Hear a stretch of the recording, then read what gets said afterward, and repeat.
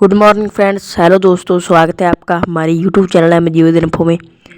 आज हम बात करेंगे कि मनोहर लाल खट्टर जी ने कितने रुपये की बढ़ोतरी की है पेंशन में। सो चलिए दोस्तों आगे देखते हैं हमने प्रदेश के अंदर बनाई है। अब उसमें बहुत सी पहले बातें बताई जा चुकी हैं। आखिर हमारा गरीब समाज, इसके लिए मकान की आवश्यकता है, तो प्रधानमंत्री आवास योजना के अंतर्गत अभी तक 55,00,000 परिवारों को हम मकान दे चुके हैं।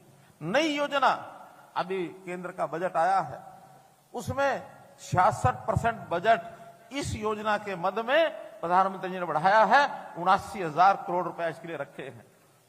हम भी नया सर्वे करा रहे हैं और इस नए सर्वे में खास करके जो गरीब है, जिसकी आय 1,80,000 रुपया वार्षिक से कम है, ऐसे सब गरीब परिवारों को मकान बनाने के लिए उनकी भरपूर सहायता करके उनके मकान बनवाए जाएंगे।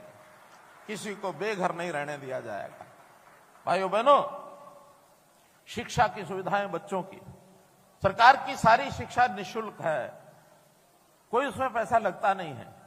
लेकिन बहुत बच्चे प्राइवेट स्कूलों में भी पढ़ते हैं। आसपास प्राइवेट स्कूलों के अंदर सरकारी व्यवस्था ठीक ना होने के कारण से वो चाहते हैं हमारे बच्चे प्राइवेट स्कूलों में पढ़ें। अब हो सकता है उनके अपने बच्चों को भी रीस लगती होगी पास पड़ोस में कि हमारा दूसरा साथी प्राइवेट स्कूल में जा रहा है, तो ऐसे गरीब बच्चे उनकी जो फीस है वो भी प्राइवेट स्कूलों के हमने निर्धारित कर दी है कि प्राइवेट स्कूलों की फीस उनकी भी हम देंगे। चिराग योजना इस अंतर्गत योजना बनाई गई है, उसको तय कर दिया है। बच्चों को अवसर मिले, पूरा मिले। हम ये भी कोशिश कर रहे हैं कि हमारी सरकारी स्कूलों की व्यवस्था बढ़िया बने, ताकि प्राइवेट स्कूल के बच्चे भी सरकारी स्कूलों में आए, उसकी संख्या बढ़े। ये भी हम काम कर रहे हैं। संस्कृति मॉडल स्कूल हमने बनाए हैं बहुत से प्राइवेट स्कूलों को छोड़ करके, और वो सरकारी स्कूलों में बच्चे आ रहे हैं। अलग अलग स्थानों पर अलग अलग परिस्थितियां हैं। सरकारी स्कूलों को भी बढ़ाएंगे, उसमें व्यवस्था अच्छी करेंगे। इसके बावजूद प्राइवेट स्कूलों की व्यवस्था को भी हम खारिज नहीं करेंगे। अच्छे स्कूल वहां भी चलने चाहिए, अच्छे स्कूल सरकारी भी चलने चाहिए। दोनों मिल करके और स्कूल में बच्चों की शिक्षा कैसे अच्छी हो, इसके ओर हम प्रयत्न करेंगे। भाइयों बहनों, हमने मेधावी छात्र योजना में जो अनुसूचित जाति के बच्चे हैं, 8 से 12,000 रुपया वार्षिक उनको जो है वजीफा दिया जाता है। 8,000 से 12,000 रुपया वार्षिक, अर्थात 1,000 रुपया महीना। और जो मेधावी छात्र हैं ये उनको दिया जाता है। जो उसके बाद पोस्ट मैट्रिक छात्रवृत्ति, वो भी 250 रुपए से लेकर के और 1,200 रुपया मासिक, ये भी उसमें दी जाती है। मित्रों, गरीबों को कैसे रोजगार मिले, कैसे वो आय अपनी बढ़ाएं, मुख्यमंत्री अंत्योदय परिवार उत्थान योजना मैंने बनाई है। उसके 861 कैंप लग चुके हैं। अगले महीने से कैंप दोबारा से लगने वाले हैं। और हमने बैंकों को कहा है कि आप लोग सहयोग करिए। जिसको जैसा पैसा लोन चाहिए, चाहे छोटी इंडस्ट्री लगानी है, चाहे उसको कोई अपना गाय भैंस खरीद करके उसके दूध के से अपने परिवार का सेवन करना है, किसी भी प्रकार की सहायता सरकार सब्सिडी और जो देते हैं हम उसमें सुविधा, उसके अलावा बैंकों की ओर से भी उनको लोन सक्षम मिल जाए। अभी तक 32,000 लोगों को ये लोन हमने पिछले साल दिलवाया है। हमारा टारगेट है 1 लाख परिवारों को हम अपने जो गरीब हैं, जो 1 लाख रुपए की आमदन से भी कम है, ढूंढ ढूंढ के घर से लाते हैं और उसको काम कराते हैं। हमारे जब कैंप लगे, गरीब परिवारों को जब बुलाया जाए उसमें उनको जरूर जाना चाहिए, ताकि उनके परिवार की स्थिति ठीक हो जाए। क्योंकि हम जब हिसाब लगाते हैं, परिवार पहचान पत्र में हमने लगाया है हिसाब कि कुल हरियाणा का 40% ये परिवार उस योजना के अंतर्गत आते हैं परिवार पहचान पत्र में। लेकिन जब अनुसूचित जाति का विचार किया है, तो अनुसूचित जाति में से तो लगभग 75% परिवार उस 180 से नीचे आते हैं। तो सबसे ज्यादा लाभ अगर होगा तो अनुसूचित जाति के लोगों को होगा। गरीबी जहां ज्यादा है, उनका सहयोग भी उसी प्रकार से हम ज्यादा करेंगे।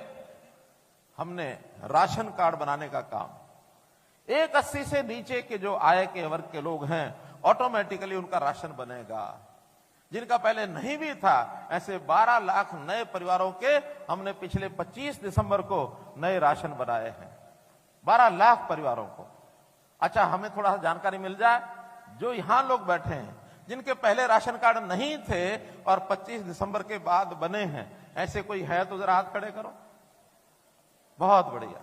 ये सब उन 12 लाख परिवारों में से हैं जिनके राशन कार्ड बाद में बने। नहीं तो 2011 के बाद नए राशन कार्ड बने ही नहीं थे।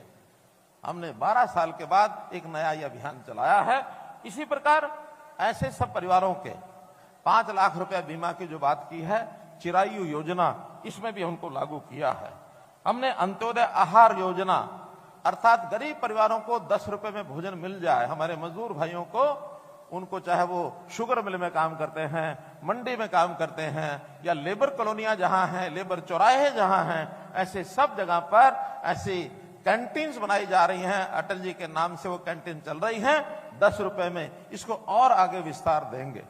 इस बार के बजट में हम सोचते हैं इन कैंटीन्स की व्यवस्था और पुख्ता बना करके इनकी संख्या बढ़ाई जाए। ऐसा हम सब कर रहे हैं। प्रधानमंत्री जी ने गरीब कल्याण अन्न योजना, अन्न के बिना यानी उसके अभाव में कोई व्यक्ति जीवन जिए ठीक नहीं है। देश भर में इस योजना को 1 साल के लिए और बढ़ाया है, जिसमें पहले तो 1 रुपया 2 रुपए के हिसाब से पैसा लिया जाता था। अब वो 1 रुपया 2 रुपया भी उसको मुफ्त कर दिया है कि इन परिवारों को कोई पैसा नहीं लिया जाएगा, अनाज उनको मुफ्त दिया जाएगा। 1 साल के लिए इसको और बढ़ा दी है आगे। मुख्यमंत्री विवाह शगन योजना में पहले 51,000 रुपया हम देते थे अनुसूचित जाति के लोगों को, अब उसको हमने 71,000 रुपया कर दिया, 20,000 रुपया उसमें बढ़ा दिया है ताकि हमारे परिवारों में किसी प्रकार की कठिनाई ना आए। मित्रों, ये बहुत काम हम कर रहे हैं, लेकिन इनको करते हुए कुछ बातें ऐसी हैं, हमारे जो विपक्षी दल हैं, खास करके कांग्रेस की मैं बात करूंगा, ये लोग, हमने भ्रष्टाचार को दूर करने के लिए कितने तरह की मुहिम चलाई है। उस मुहिम को चलाते हुए ताकि भ्रष्टाचार बर्दाश्त नहीं करेंगे, मैंने घोषणा की है कि भ्रष्टाचार का काल मनोहर लाल, इस घोषणा के साथ आगे बढ़ाओ मित्रों में।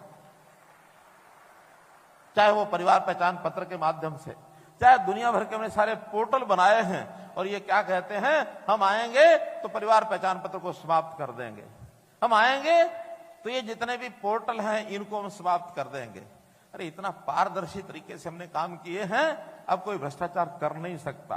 हाँ, इनके साथ लगे हुए उस समय के लोग जो भ्रष्टाचार करते थे, धौड़ कपड़ी है जिनको मैं कहता हूं, दलाल जगह जगह इनके साथ घूमते थे, लोगों को लेके जाते थे चंडीगढ़, आओ तुम्हारा काम करा के लाएंगे, किसी से 2,000 निकाल लिया, किसी से 5,000 निकाल लिया, जेब से पैसे निकालते थे। अब वो सारे बेरोजगार हो गए हैं और ये कहते हैं बेरोजगारी बढ़ गई है। मैंने कैसे बढ़ी है कि हमारे सारे लोग बेरोजगार हो गए और उससे बेरोजगारी बढ़ गई। भाई उनको वो रोजगार तो मिलेगा नहीं जो पहले था। लाइन में लग करके गाय का भैंस का लोन लेना हो तो ले ले, अपना कमाई करें, खा ले, परिवार बाढ़ ले। अब उस रोजगार में नहीं जाने देंगे इनको जिसमें पहले गए थे। इसलिए ये बहुत लोगों को बहकाते हैं, बहुत प्रेशर बनाते हैं, ग्रुपों को खड़ा कर लेंगे कि भाई आओ धरना दे दो। धरना देने वाले किसी बात के ऊपर इनके उकसावे में आ जाते हैं। अब ग्राम विकास की योजनाएं हमने बनाई, सारी पारदर्शी बना रहे हैं हम कि भाई कोई ठेकेदार है, ई टेंडरिंग करके छोटा बड़ा काम कोई करा ले। इसमें भी विरोध शुरू करा दिया कि ई टेंडर करेंगे तो फिर इनके धंधे कैसे चलेंगे, ई टेंडर में धंधे तो चल नहीं सकते। कुछ सरपंच अच्छे हैं, उन्होंने काम करने शुरू कर दिए। आज की डेट में मैंने ताजा जानकारी ली है, 1650 काम ऐसे जो अच्छे सरपंच हैं उन्होंने अपने काम कराने शुरू कर दिए गांव के अंदर। उनके काम शुरू हो गए हैं, कोई भ्रष्टाचार के उनके मन में नहीं है। लेकिन कुछ लोग इस चीज को लेकर के विरोध पर अड़े हुए हैं। क्यों भाई, टेंडर नहीं करो, हमको छूट होनी चाहिए, हम जैसा मर्जी काम कराएं, जिससे कराएं, पैसा हमारे हाथ में आना चाहिए। और साथ में ये कहेंगे कि हमने तो बहुत पैसे खर्च किए हैं, सरपंच बन के आए हैं। इसका मतलब क्या हुआ? अरे बहुत पैसे खर्च के आए हैं, सरपंच बने हैं, तो फिर ई टेंडरिंग में क्या दिक्कत है? नहीं, हाथ में पैसा चाहिए। अब मतलब तो समझते हैं, आप भी समझते हैं, मैं भी समझता हूं क्या हो रहा है, समझते हैं ना। और मैं ये घोषणा करता हूं कि हमने 1100 करोड़ रुपया 31 मार्च तक के लिए इनको दिया है सबको कि इसको खर्च करें सब लोग। कुछ सरपंचों ने खर्च करना शुरू कर दिया है, हो सकता है उनको जल्दी पैसा और जरूरत पड़ेगी। उनका पैसा अगर खत्म हो जाएगा तो जिन्होंने पैसा खर्च नहीं किया है वो पैसा उठा के उन्हीं को दे देंगे जो काम करा रहे हैं। अगर आपको हमारी वीडियो अच्छी लगी तो हमारे चैनल को सब्सक्राइब जरूर कर लें, और अगर आपको ऐसी और नई वीडियो चाहिए तो हमें कमेंट कर जरूर बताएं। जय हिंद फ्रेंड्स, वंदे मातरम।